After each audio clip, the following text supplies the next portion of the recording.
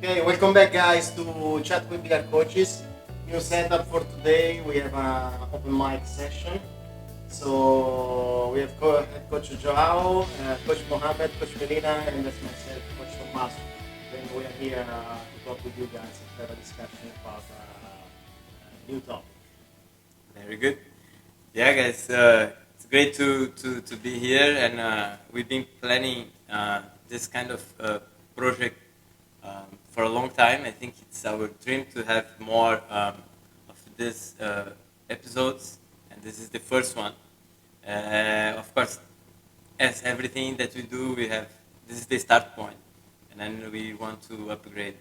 So today we thought to bring to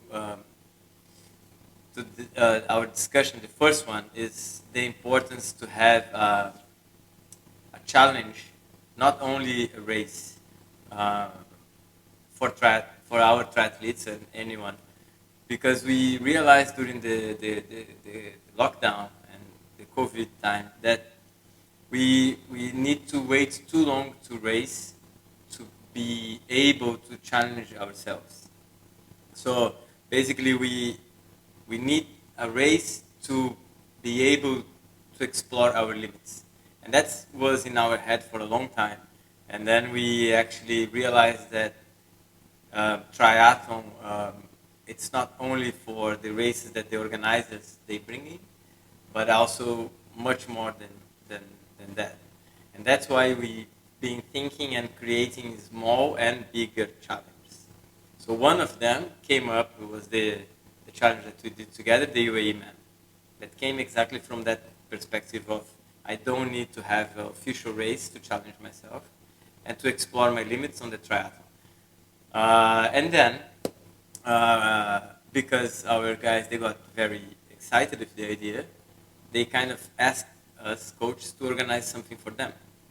And we came up with a similar idea of a very long distance swim, day 1, very long distance cycling, day 2, and then a very long or a long distance running, day 3. And that we call a BR challenge, which is basically an ultra triathlon. So here we're going to have a conversation with Melina and Mohammed and Tommaso, mainly trying to get from their heads why do they think that people and triathletes and our athletes they will benefit from bigger challenges. And I think Melina can give us a little bit of her experience on long challenge, on how people see a challenge in a psychological perspective. I think. What do you think? Well, I think initially, if we, like you said, this all started out of lockdown and COVID and races happening, races not happening, being told you're racing on Friday, on Monday, and then on Wednesday being told there's no race. And I think as motivated as someone can be, if they lose the end goal or the end focus, that can start to eat away at their motivation, and they start to lose focus and question why they're doing it.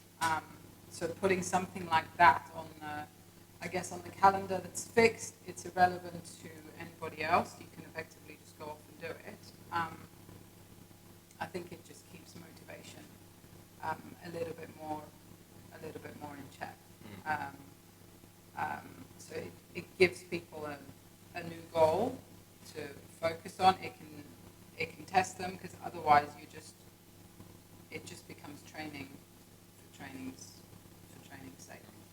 Effectively, I think that's how I see it. I think that we had a lot of athletes, as soon as they finished the 70.3, they wanted more. Yeah. We didn't have enough. Yeah. Even if this one was a long one, then... And we are lucky here because we had the 7.3 yes. in Dubai. But still, it looked like wasn't enough, because we had a big gap from the last race last year, and so many races were cancelled. I mean, all the long ones were cancelled. Without talking about Brent, but there was. So kind of challenge. We had so many athletes that asked, what to do. Yeah. And I think that because the UAEMan challenge came before 70.3, Yeah. didn't it? Like about a month before. I think that kind of served to kind of galvanize people's feelings Gave about. hope. Well, yeah, and I think the high that, because we had a lot of our athletes that it was their first time doing a 70.3. Yes. 70%, I think. Yeah. So I think when they crossed that finish line, however they may have crossed it, because it was a hot day and it was a tough day out, the high that they experienced of that, and we all know that high. We always say, "I'm just going to do one Ironman. That's it. Tick the box." Yeah. Then you cross the That's how it line, starts. and you're like, "Never doing this again." And then the next day, you're there trying to sign up for your next race. So I think they all experienced that much of a high. And if they had any doubts at first about them being able to do it, it was like, "Oh my God, I've actually done this." Yeah. And if you put this in the whole big picture of COVID and whatever issues people may be dealing with, uncertain jobs and all that stuff, it was quite the highlight. So then and obviously they know you, they're quite, you're quite relatable to them. It's not something, and they all saw you do it, so they're like, well, if I did this, maybe I could do this. Because I think if it's like when you watch pros, for example, race, it's great to watch them race. It can sort of motivate you and inspire you, but I think when you're watching pros, it's kind of very, it's almost instantaneous because they're up there. You can't, you're not gonna train It's like too them. So it can give you a little bit of motivation, but it's not going to last. Whereas if you have someone that you spend a lot of time with and they're quite relatable, and you think, well, if they can do it, then maybe I can. So it's a lot easier to then say, well, yeah, okay, I'm gonna give this a go. And ultimately, 70.3 in Dubai was in March. Obviously, there's Ramadan, there's summer. That we know there's no other big official challenge coming up. I'm feeling high. I've got my fitness. Let's give it a go. And I think that's between the two, 70.3 and what you did. I think it just kind of galvanized everyone and was like, do this again. What do you think? Yeah, I mean the motivational part is absolutely true. For somebody who's just beginning, but I want to look at the people who are highly motivated, who are already seasoned athletes. Yeah. I mean, these guys, what makes them tick? Why are they taking part in something like this? For example, Joao. Why did he do that challenge? What did he want to achieve? What was going through his head? He trained very hard and everything, but I feel like, these seasoned athletes, these almost pro athletes, there's something else that makes them tick. Something much deeper than just, being motivated on, oh, I want to do a race, and, it's a lot more deeper than that. There's something inside them that's asking a question about themselves. It's like the life question. Why am I here? What am I doing? And I think a lot of these seasoned athletes, they ask themselves a lot deeper questions that. Yeah. Well, this is important, I think, actually, because when you do triathlon, sprint, Olympic, half Ironman, even a full Ironman, I did nine official, 10 unofficial. I did one that was not official. The things, what happened to you is more like a crossing line mindset, as fast as you can, even if you're not so fast, but you want to go fast. Like whatever you can do that day, you drop everything that day. And what is in your head is kind of, I'm doing this at this moment to finish and cross that line. You don't have this deep thinking when you do a sprint, Olympic, half Ironman, even a full Ironman. Very rare you're gonna get to this like, wait, what I'm doing here? Because you are kind of putting your mindset to cross that finish line very fast, or as fast as you can, right? So the preparation for a triathlon, not a ultra triathlon, or a ultra event, endurance event, a triathlon, it's to cross the finish line. When you do ultra events, for example, UAEMan or BR Challenge, which was, so if you don't know, was a 10K sea swim, and then we set up a kind of a cut-off time of Jebel Jais that was 3 or 2 times. Jebel Jais is the highest mountain in UAE, so it took around 8 hours for some guys, or 6 or 5 for the others. They did less. And the next day, we went to Schalke for a trail run. It was around 20 to 25K, which took another 3 to 4 hours, kind of, for some people. So yeah, it was a lot of self-negotiation to go through 3 days, right? This is where I think you get where Mohammed said, like, you get to the point that you start to think deeper, because it's an individual challenge. You're not doing this. Nobody gonna give you a medal then. Nobody gonna give you. You didn't pay. That's very important. You didn't pay to do it. You choose to be there, free will. So I'm gonna set up my own challenge, and I'm gonna do this myself. It is completely different than pay a registration. Expect a bag, a nice T-shirt. You expect to have your water, your gels. You have the staff there, nice environment, nice pictures. You buy your picture then. Support. It's very different. When you set up your own ultra endurance challenge, the mindset is totally different. It is an option to give up at any time, right? Or continue to then. Or not wake up in the morning and go drive 3 hours, 2 hours to get to the location. How many, like, even us as a coach, those 3 days, what goes through our head, it's much different than you just like, yeah, I'm gonna do 5K more. This is what we say, but what actually you are thinking is like, can I do 5K more? Swim, for example. My shoulder hurts. There's fog here. 5 clients in the back, five clients in front of us. Can I manage to go through this 5K more? Do I have enough water? Do I have enough food? Do I have energy? It was a Thursday, so everybody was working. We had to set up a cutoff, right? So everybody was rushing to swim fast to go back to work, because the next day we went at 2 a.m. to Jebel Jais.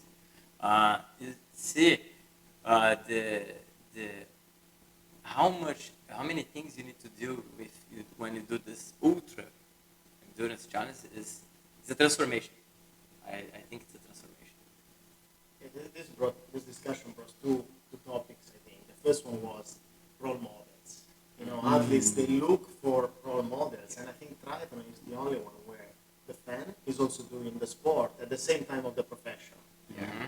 But cannot relate all the times to the profession. If you are a beginner, you're looking, to the human, and they can do the same thing or faster than you, and still you think, like, oh, I can reach. That's why they're coached. That's why they develop their programs and they go on. Okay? The second topic is the challenge, which is outside the race, where you have very little unknown in the race. Let's say the variables are more controlled. But when you go into the challenge, now you are exploring. And now, your coach is pushing you to do this, because we know that in principle, in theory, they have trained for that one, so they have the endurance, let's say. Mm-hmm. But what they never practice is the mental, the strength, the ability to adapt to these new variables. You go there, and then you start 2 hours later because you didn't get the alarm. Now you're riding in the heat. Yeah, the mental toughness. So this one for many athletes, it's never been explored. So they like the idea of the challenge, because they're going to explore these kind of things that in normal races, in a normal periodization, they don't find it. I mean, it's all controlled by and that's the thing, like under normal circumstances. So if we think, I don't know, say like last year, we had a lot of our athletes supposed to do Ironman South Africa. Yeah. In the lead up. Yeah, we had a big group. Yeah, in the lead up to a race like that, you don't actually have the time and the space to recover or even attempt anything like this. Yeah, Yeah, you cannot miss it. it would just mess up the training. Really, you have to be really sensitive. That was a about full that. Ironman. That's South Yeah, Africa. yeah. But you just, even in the full Ironman, you don't have the scope in your training to deal with this. The reality is, our athletes, and just as we are, we're not pros, so we don't have we're not just training. We're training and we're holding down jobs. There's the whole, everything else that comes with it. So this was a good opportunity for people to test themselves, and more than anything, like even if we take it back to Ironman, even if some of our guys walk away from this challenge and never go down the ultra route again and kind of stay at half Ironman or Ironman, ultimately, if we take training out of the equation, half Ironman and Ironman also really on the day comes down to the weather, which there's not a lot you can do about that other than respond to it, a little bit of mechanical luck, which you will make sure your bike's okay and you can deal with basics, nutrition, and ultimately it will come down to mental toughness. How can you cope? It's a long day at the Ironman, no matter how fast you are. There's a lot of scope for things to go wrong, and it's how you deal with those things and how you're able to reframe things during the race to make sure you can carry on. Like I remember, for example, one of my races, I went in trying with a time goal in mind. Things didn't go to plan, and it shifted from, I just need to finish now. The goal went. But it could have easily, and I specifically remember a time on the bike course where I was like, nobody's going to judge me now if I stop and walk away from this race. But I didn't. And something like the ultra will give you that experience that you can then take to a shorter race. The thing you said, the mental toughness, it's, these challenges, they build that. It's a muscle, that the mental toughness, I feel like it's like a muscle that you have to build. It doesn't, you don't build it by doing one race or two races. These challenges, they help you really, build that mental toughness that will help you in the future. It comes with practice, and in the same way that, and I'm just as guilty as anybody here, like how much flexibility and mobility stuff do we really do? We know we should. How much mental training do we do? So something like that, kind of learning on the go in the experience, it's invaluable, because lots of things are gonna go wrong. But the good thing about an ultra, and this is where it's trying to learn to reframe it. Yes, if something goes wrong in an ultra or an Ironman, it makes a long day so much longer. But it also means, because it's a long day, I have scope to fix things and turn them around, rather than just say, oh my God, I'm having a really bad day. But it's also important in these challenges that you have people who are experienced, like Coach Joao. To pull them through. Exactly. Yeah. Like I remember one of the athletes, he said after the second climb, that's it for me. I'm not going to do it. And Joao was like, I've got this pain. The guy was like, I've got this pain in my leg. And Joao's like, relax. We're going to go downhill, stretch it a little bit, it's going to go away. And, and slowly he talked him through it. Yeah. And he was able to do the third climb. And I think that's important. When you do these challenges, you have the right people with you. Okay, let's take a break now. Okay, we're going to get back on this topic. And then we're going to talk a little bit more about the details of what happened that day. And, we're going to go through what the athletes told about. Okay, cool. In order to take you to the next level, we have to know two basic metrics, which is where you are now, your base level, and where you are going, your final goal. For this reason, we create a system called BR stages. The BR stages consist in 4 levels. Number 1, fundamentals. Number 2, skills. Number 3, performance.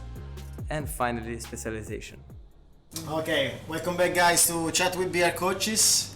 A little bit of IT issues last time, so we recorded the first part. This is the second part of our chat about challenges. And last time we spoke about the challenge that we had at BR, preparing an ultra triathlon basically in 3 days for our athletes, and having them basically challenge themselves to explore a little bit more their limits. So we concluded the first part talking about some guys that they had issues in their challenge, and we were talking about the way that we help them. We want to talk about the way that we normally help the triathletes, especially because they are coming from a 70.3 or a full distance training, and now they're finding themselves training for a race or competing or challenging themselves with something different. So you remember what was the issue that one of the athletes had that we spoke about? Yeah. Well, good to be back, guys. Let's. We are also in the learning curve here of our live podcast today. We have Mohammed live from Saudi, so it's gonna be really new for us, and that's also just a quick one. It makes me really happy to see how it's growing. To be able not to have a coach in Saudi sharing our knowledge and our information with a larger number of people. So that's really good because it makes me remember the beginning of BR and how we started and how this group of people started. And so that's really nice to be able to do this now. And the challenge we did last time with the BR team was kind of a simulation of the UAEMan challenge, trying to replicate a little bit for them. So it was a swim in the day 1, 10K, and then a long bike on the day 2, climbing Jabal Jays was 3 times. And then the next day they went for a 25K run. So then on the second day we had a little, so the situation was one of the clients was feeling a lot of pain, and they decided to stop. So when we did the second climb, the client said, okay, I'm not doing anymore, I'm done, thank you guys. And we managed to turn that situation into a more like positive thing, trying to fix whatever was not going well, and trying to also analyze that if it was a really physical issue, if it was energy, or it was more like a mental thing, you know. And I think that was the analysis that we had to do that moment, to try to explain and figure out, okay, this person is fit, it has everything to complete, we know that he can do, so what is really going on at that moment. And I think if you can read the athletes quick, and if you know them, you can really help. Probably if you don't know the person and it was his first ride with us or second, I most probably would say, okay, better stop here because it's maybe not the right thing to continue. But knowing the athlete and training with them a lot, it's really easy to figure out where they hit the wall mentally, not physically. And I think that's what happened that day. He was mentally hitting the wall, but not physically. So Although from what I remember, you guys, it was a combination of both. He needed some tweaking to his technique of climbing. So by addressing that, you were able to, I guess, alleviate some of the physical issues he was having, and then get him through that mental block. If I remember correctly, yes. He was pushing down on the pedals more rather than pulling. So you were able to identify that pretty quickly, give him that feedback, and then help him push through the mental block. So you see, for me, when I think that when I see that because what happened, and I always tell them, and I think you guys always also advise your athletes to change when things are not going well, but they still don't realize so quick, because there is a little bit of confidence as well. So when you're not feeling so good, the first thing that they start to think is that they are not good enough or prepared to do certain things. For me, when I'm doing something, this is the last thing that they're gonna think about. You know, I'm not gonna put the limitations of my mind as a first wall, right? So for me, this is the last. So what I was telling him is like, okay, if you're doing this for so long, let's say he's climbing that mountain, and his feet start to hurt. So instead of keep climbing the same way, you have to adjust and quick fix to change that moment because it's not working, right? So how can you keep doing the same thing over and over and over if you feel pain? Of course you're doing something wrong.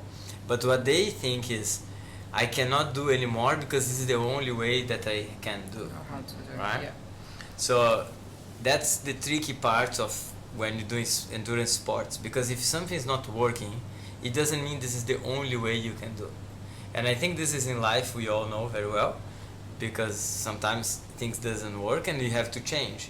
And when you do a long race or a long anything, it's exactly the same. You need to adjust and you need to change. So I tried to tell him, look, it's not working because you are doing something wrong and you're not changing. So if you keep pushing your nerves under your feet the same way, they're gonna get numb, and you're gonna get It'll just get worse. yes, That's you're gonna what get was happening, yes. And there's a really sharp pain there, right?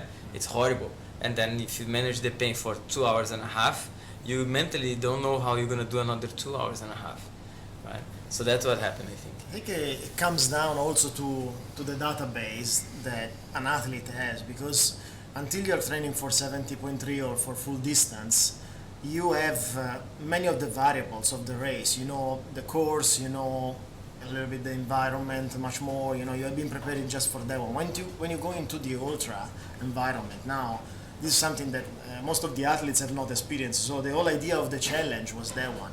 You know, put the athletes in a position where they're experiencing something else, they have the fitness to do it, but now, you know, with your advice, he was able to complete that day. And so it's very important because now in his database, now he has this thing. Now the next time he's gonna experience, and he's gonna experience for sure, he's gonna be able to manage by himself. You know, it's building this database of experience that for an ultra it takes ages, it takes many years.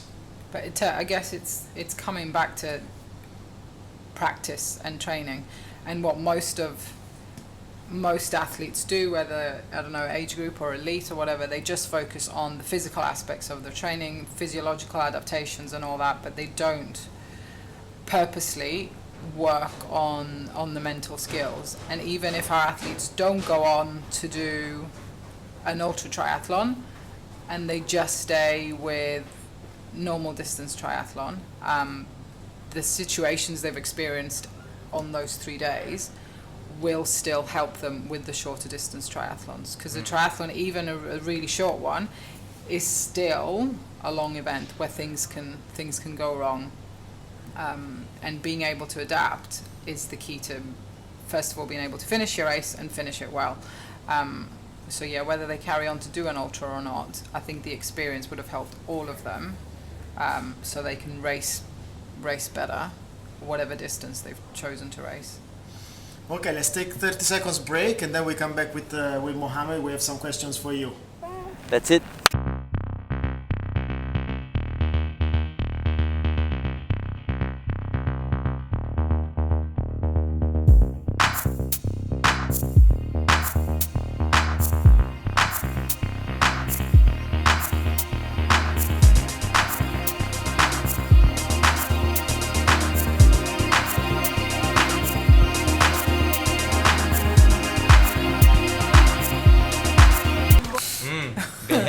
Okay, back with Channel BR coaches. We have a few questions for Mohammed that then Joao is going to ask. So Mohammed was, so he went to Saudi and he's building our triathlon team over there. And then he came right in that weekend. So it was kind of like getting out of our triathlon team and then joining under a really heavy weekend of exercise, training, challenges and stuff. So how was your view from outside? Because we are into that game, right? We were like daily doing the same thing with the same people, and it was natural for us to just go over those 3 days, because we had a very good experience doing the UAEMan Challenge. So for us was managing small situations as a coaches, as a challengers as well, because we all physically went through. So how it was for you to see that those 3 days? How did you feel? Yeah, it was really what I noticed. What really sticks in my head is the team, the camaraderie. You know, that's what I believe is the most motivating factor for all the athletes. For example, when we climbed Jace, there was a few people that were climbing. So you don't feel like you're left behind. You feel like you're part of a team, and that's huge. That's such a huge motivation for anybody doing a challenge like this. You're climbing. You've got other people climbing with you. They're pushing you. That's what really sticks out to my head. Yeah, That's really one of the main things that really. But I want to touch on something you spoke about, Coach Joao, about the athlete that had a pain. There was something you said about not overloading him with information and kind of giving him the space to think about what you're saying. Yeah. Can you just? Yeah. I think, I don't know. This is more like maybe a personal that something that I have with me, that sometimes we want to help somebody so much that you don't give space to the person to kind of learn, right? Because you really want to help someone and you kind of overload with help, like, what do you need? Are you okay? What do you, can I help? Do you need this? Do you need this? So you kind of keep trying to hug the person, and the person doesn't need a hug, they just need space, because everybody has the source and the ability to mentally grow, right? But they need space.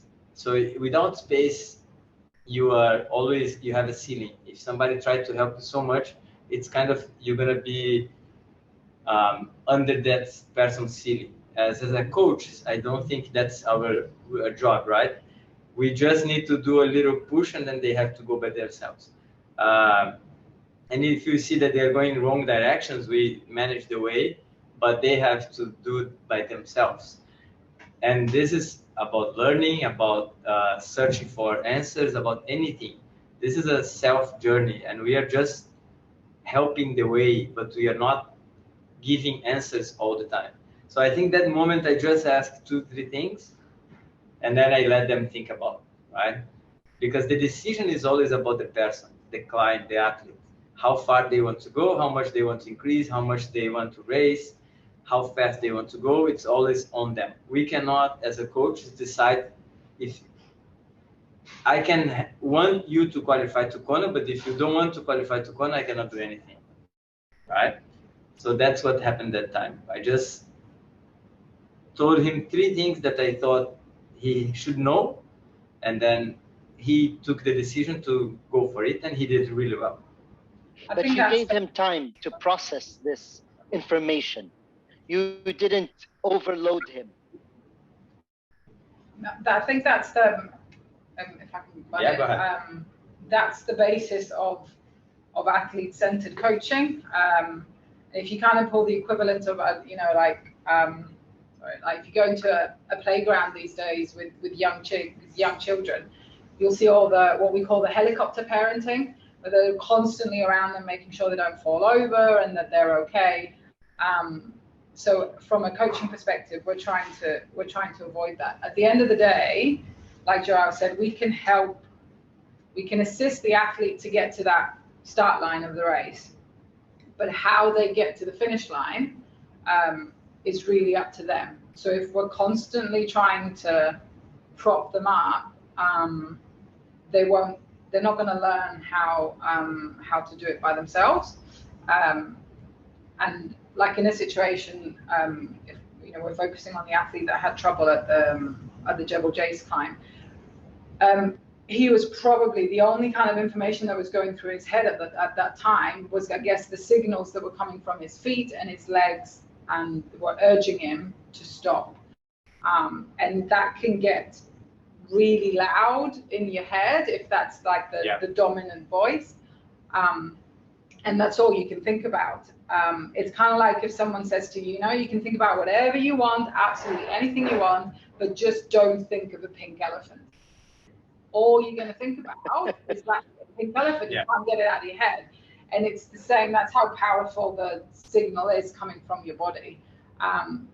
So to be able to offer an athlete kind of a way out from focusing on that signal and reframing what they're doing and focusing on something else, but ultimately they have to be able to gradually bring that to the forefront and kind of shut that voice down of the pain signal. So there's only so much you can do, and if you don't give them the space to do that, all they're going to have is someone in their head telling them, don't do this, do that. So actually, it's not going to switch off that.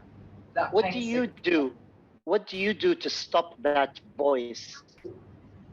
That that thing that stops you from performing. What are the different techniques you might use? I think for me it kind of varies. I've had it happen in some of the Ironmans I've done.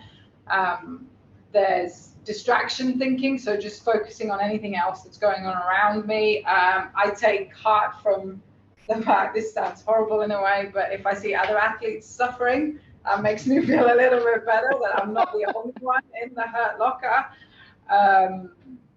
I try and focus more and break down what I'm doing. I'm focusing on technique if I have to, the feel of how it should be from a form perspective rather than a physical effort.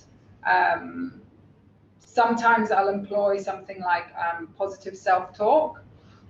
So keep telling myself that, just sort of being my own cheerleader in a way. And sometimes I will also, especially in an Ironman, it's a really long day.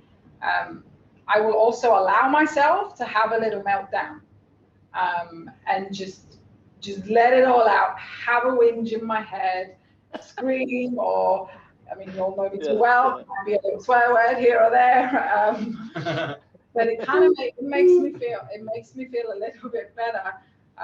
In a similar way, I guess, to this might be a bit of a far-fetched correlation, but in a similar way to grief, sometimes if you're grieving for something, you keep it all in, it doesn't help you process it, it doesn't help you move on. And sometimes if you're having a really bad day and everything's hurting, constantly trying to tell yourself to keep it together, you're good, is actually counteracting what you're trying to do. So by allowing yourself that brief moment to just let it all out, say you're having a bad day, it's, and it comes out, then you're able to almost relax and refocus. So I think it's okay to have a meltdown, throw your toys out the pram, because it might give you the clarity in mind to then refocus rather than constantly focusing on the fact I shouldn't do this, I shouldn't do this, I shouldn't do this. Let it out, get it over, and go on. Sorry, can I just ask Coach Joao, when he was doing his challenge, his UAEMan challenge, and swimming for 10 hours or swimming 34,000 meters, when your shoulder was hurting, what were you thinking? Like, how did you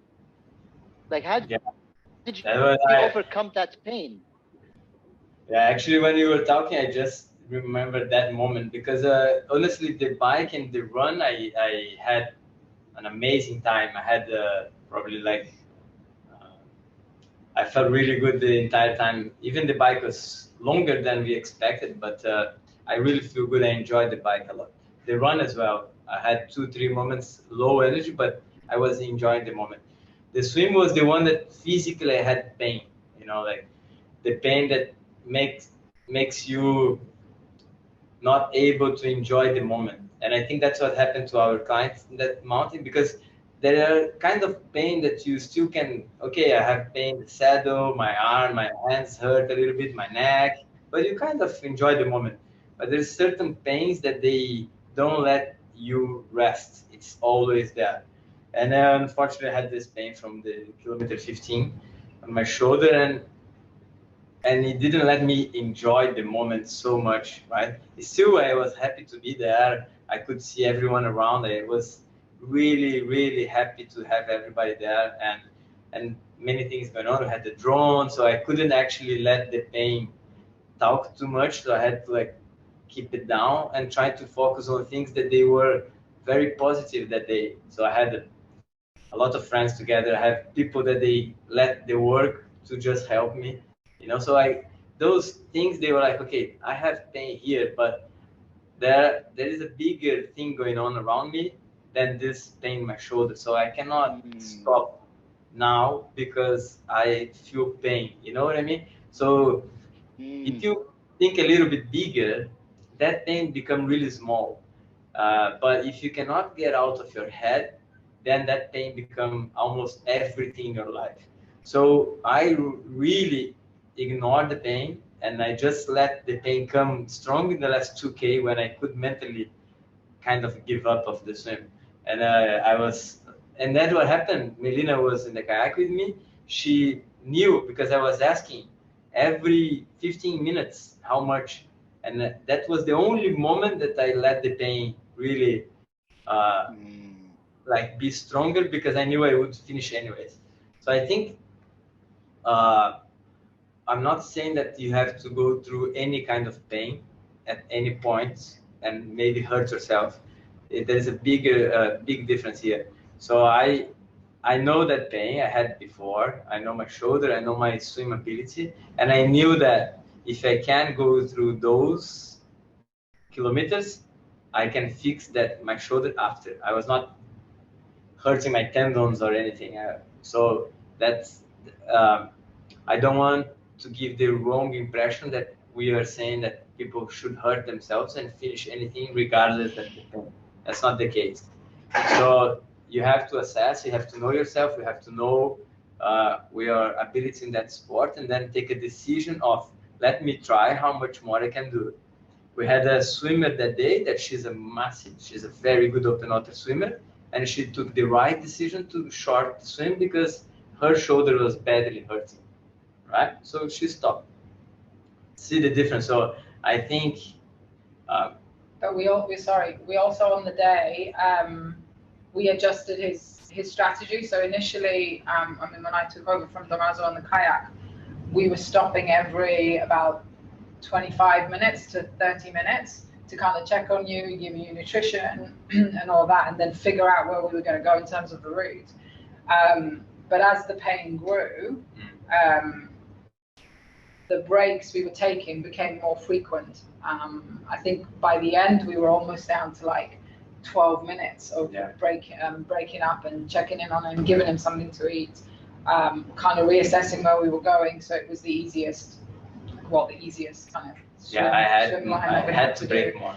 And that's the trick with anything. It's being able to adapt and not deviate from your plan without stressing about the fact that, oh my God, I'm deviating from my plan. Keeping your main goal in sight, but it doesn't matter if your route is slightly different. Okay, let's take 30 seconds break. We come back here to talk a little bit more about challenges. See you in 30 seconds. It's 1 a.m. despite the long day yesterday. Looks very good, and we got to 1,000 meters, so 7,800 to go. Let's do this!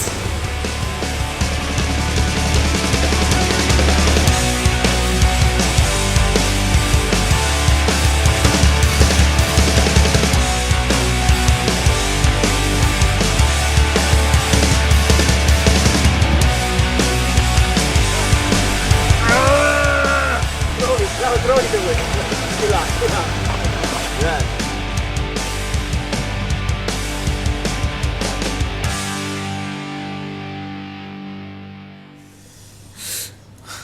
Okay, we're back with chat with BR coaches.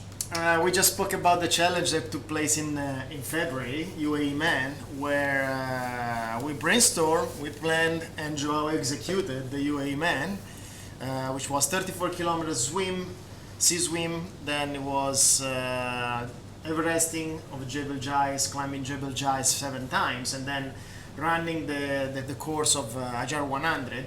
All done in 3 days, so we didn't want to exceed the midnight of the third day. Yeah. And we spoke a little bit about the dark moments that we have during Ironman, or we have during these long events.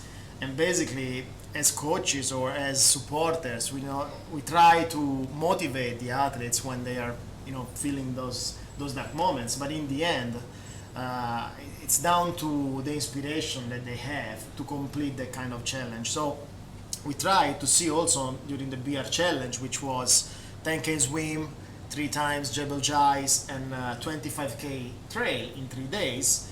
We try to see and to expose the athletes to this kind of concept where we could motivate them, just giving them a help or giving them the strategy, helping to plan and to assess the challenge overall, but then they had to find the inspiration themselves to finish the challenge. Also, we saw on the third day that there was an athlete that had to run, while the day before she didn't want to cycle because she felt so overwhelmed by the swim the day before. So in the end, we were giving some advice, we were helping, but then in the end, it was the inspiration that they had inside. So how this thing, from a psychological point of view, because you are the master here on this topic, how this thing builds in an athlete? How can an athlete decide and then find his own challenge and then be inspired to complete it? You said you give some practical examples, but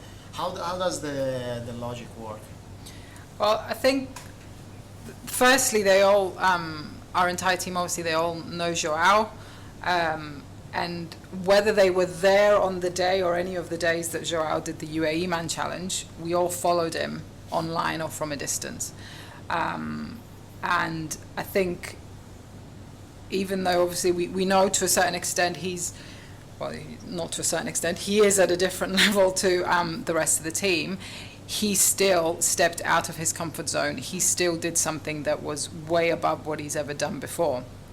And he has done that along, a full-time job, coaching everyone, and obviously, a family man as well. So I think that kind of put it in perspective. And even though it was a smaller challenge, it was still a big challenge for them. So they had the inspiration from him that, well, look at him, he can do it, therefore so can I. And this is one of the big things that we talk about when we look at the pro athletes and we have role models. It's one thing to look at the pro athletes and think, oh my God, they're great, and try and get inspiration from them. But actually, even the most approachable pro, they're not really that relatable to us because they're a pro. They're doing it for a living. Obviously, they're very gifted and talented, but to have somebody, and I mean this in the nicest way possible, to have someone that's ordinary, just like you and me, do it and take it on, suddenly you start to think, well, maybe I can as well. And ultimately, there's only so much, like we said, there's only so much we can do for the athletes. We can give them the tools, we can help them, but it comes down to them. And I think the same works with inspiration, and this is not taking anything away from what Joao has done. You inspired everyone, but at the same time, it's how that impacts on everyone and how they process it. Inspiration is actually, if you really think about it, it's almost like a moment in time, and it doesn't really last long. So what every athlete has to do and they have to find is what their purpose is. why am I doing this, and really connect with that. Inspiration is everywhere. You just kind of know how, you need to know where to look for it and be open to seeing it. And I think what Joao did, he offered enough inspiration in that for people to really look into themselves and say, well, this is why I want to do it, or and get them a bit more connected with their purpose. Inspiration is quite temporal, it's quite it's quite temporary. It doesn't last that long. You can look at inspirational stories and inspirational quotes until you're blue in the face all day long. If you don't really let that in and focus on yourself and what your purpose is, I don't think it has as much as an effect. And as coaches, we're there to try and guide them, but there is only so much we can do. The athlete has to be able to put the work in. Yeah, and those that kind of decided to take the challenge on, that was their first step, and then going through the challenge, then they were able to hone that in a little bit more. Yeah, I really agree with this idea of the inspiration is a moment, and it can take you to an action, or just kind of be in your head, and then you like, I wish I could do that. So some people, they have this moment of, I saw this guy doing this, it's amazing, but it's not for me, right? It's amazing, I'm inspired by that thing, but I'm not doing that thing, right? And then the others, they go one step further, and it's not because they are better or worse. There's no good and bad here. It's a moment. We spoke about this last time. It's a moment in life that people can apply that inspiration and take the action to try something. Because there is some moments in life that they should not try to attempt, because it can damage other relationships that they have, right? So they're in a different point of their life. But if you are, the inspiration matches the will and the moment in their lives to try something, right? So for me, with a baby of 2 years and a half, that moment, I had to bring my parents-in-law to Dubai. I had to fly them here. I had to keep them here for logistics. You have to be prepared. So if you try to do this kind of actions in the wrong moment, I feel that as a coach, we are doing a mistake to push someone to try something bigger, harder, longer. That you see that the person is not so organized. You see that they're not finishing workouts, and then they come to you and say, I want to try to do something bigger. I'm like, okay, look, you're not finishing this. It's a simple week of training. You complain about something at work, about this and that. So why don't you focus on the smaller thing and be really good in that, and then later on you can do something bigger, right? So I think if you inspire them to do something that they are not prepared, it's a coach mistake, right? So I don't like to say, throw yourself in a danger and let's see what happens after. Yeah. That's not us, So we prepare the swim, we set some limitations on time, yes. And we try to stick with the safest way to do everything. Yeah. And then it's the decision of the athletes to explore that moment or that space that they never been before, the one that you have fear of. So let's say my longest cycling was 5 hours, let's say an example, and that day I had to do 7.5. There is a huge empty space there in your brain that say, you never done this before. So your brain gonna say, you cannot do this because we don't know if you can, right? So you can explore that empty space. And I think that's the challenge. The challenge is when you explore empty spaces in your mental strength that you've never been there before. And once you are there, in that moment, live in that moment, you shouldn't get out of that moment. You should really learn from what is going on in your brain, because that's the biggest learning on the challenge. It's how far can you go being present in that moment, and not just being there because somebody else is doing, because that guy is doing, because I don't know that. So I think the journey is very individual. When you get to that point that you've never been before, it's very, very individual, and there is a huge learning, because you know what happened. Sorry if I'm speaking too much. Because what happened is that you can use in everything in your life. You know, it's always the point that you thought you couldn't do, and then you try. In everything that we do in life, right? So I think if we can teach them through challenges to explore and prepare for those moments, I think we're doing our job. I'm done. No, I think just to touch on one thing that Joao said, 2 points actually you raised in there. One is goal setting, and yes, you do want to challenge the athletes, so you do want them to set a goal that's perhaps slightly above where they are, or slightly above where they think they might be. But at the same time, you don't want to set that bar too high, because if it's too high, and then they're just not going to get there, or they're not even going to get close, that's just gonna put them off. So it's a very fine line. It's like when you have a complete beginner, can't swim, doesn't have a bike, comes to you and says, in 2 months I want to do a 70.3. Yeah. You have to be quite realistic, and it can be a difficult conversation to have with them.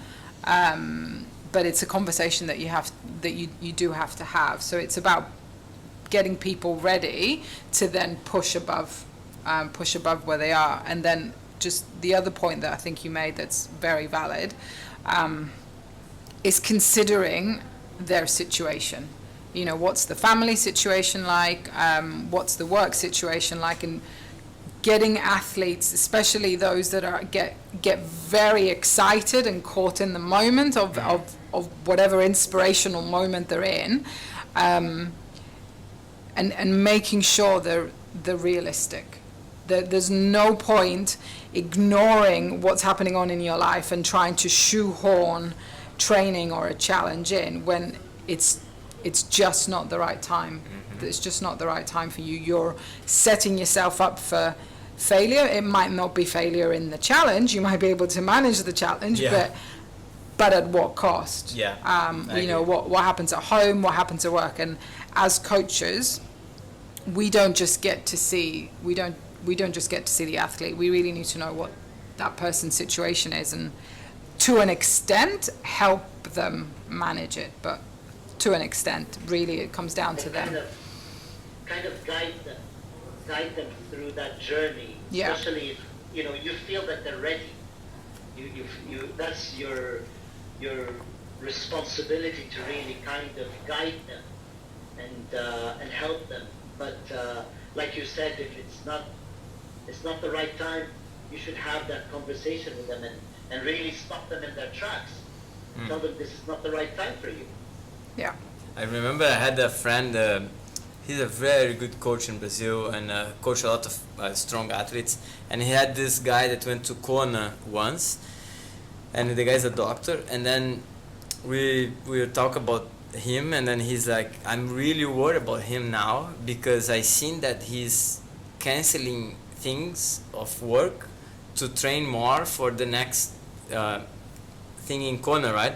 So that's the kind of mentality that a good coach should have, like, okay, like Melina said, what is the cost for that person to achieve that, not being a professional athlete, right?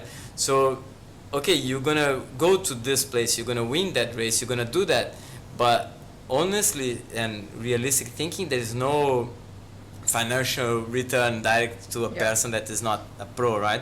So there is a little bit of also understanding from both sides that we are not stopping anyone to do what they dream of, but as a coach, as a friend, sometimes, we want the best for the person, and knowing how much take to do that challenge, because we have experience in that, and we've been doing this for so long, and because we did some mistakes, that's what coaches, they are also able to do, because we've been doing this for so long and we try many other ways. We know that there is a cost for that. It's beautiful, it's amazing, everybody wants to do big things, but there is a huge cost for everyone around. So if you I think that's something that coaches should be aware as well. I think there's 2 points that I'd like to make. The first one Let's is... take 30-second Sorry. break, okay? Now I'm And getting then we make the conclusion, you can conclude. I'm getting my groove on now. She's stopping me now. 30 seconds.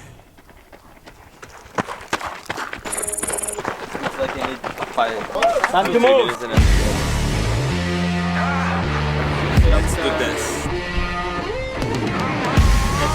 Now it's only 100k. Let's go!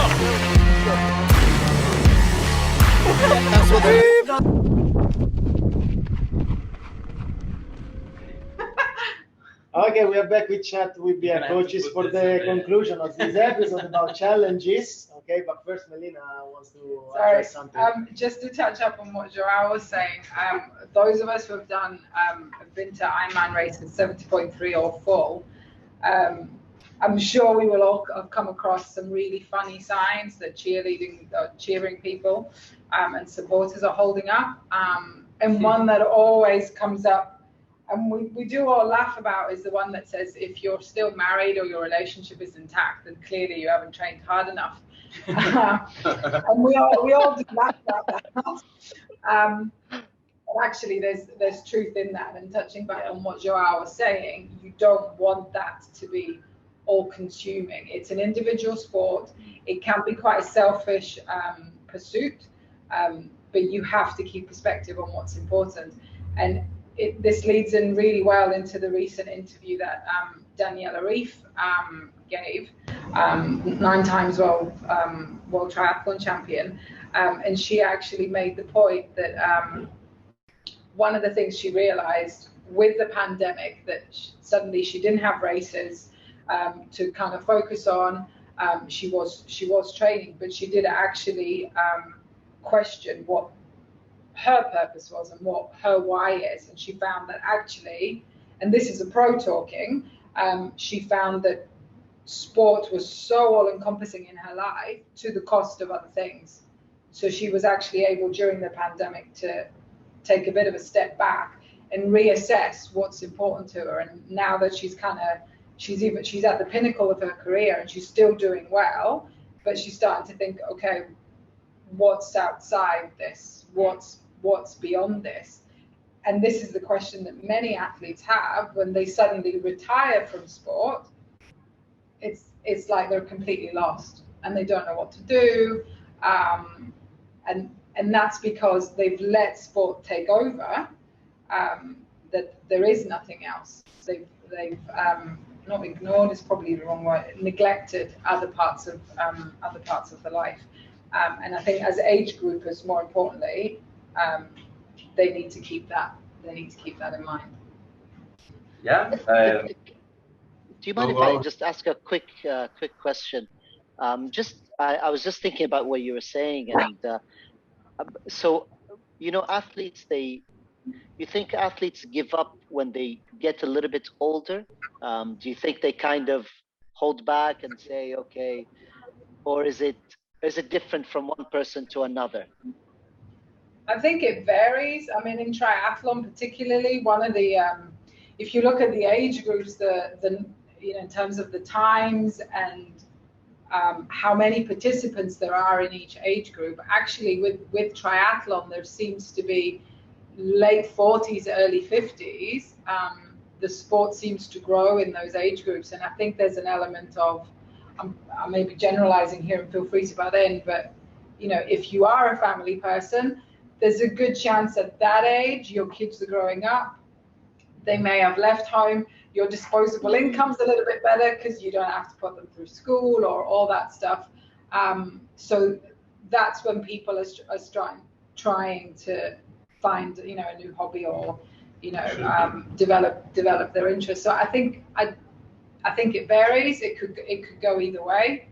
It depends on the person's circumstances, I think.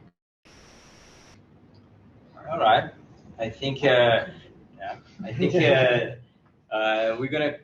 continue with this topic, Mohammed, I think it's a very good one to start on the next one, like relationship about age, performance, and challenge. I think there is some statistics about it. Yeah, I think we some can statistics continue about from there in the next one. For today, we're gonna finish here, guys, and I hope you all enjoyed the conversation, the talk. I am sure there is much more to explore in this area of the mental challenge, the psychology aspects, how people build excuse around the reason to stop, and something that we can work also talk with the next time. So we want to thank you everyone to be with us, and thanks the coaches as well to give their free time or not so free time to come here and give their experience and share their knowledge with everyone. So see you next time, guys. Thank you very much. Thank you. Ciao, Mohammed. So yeah.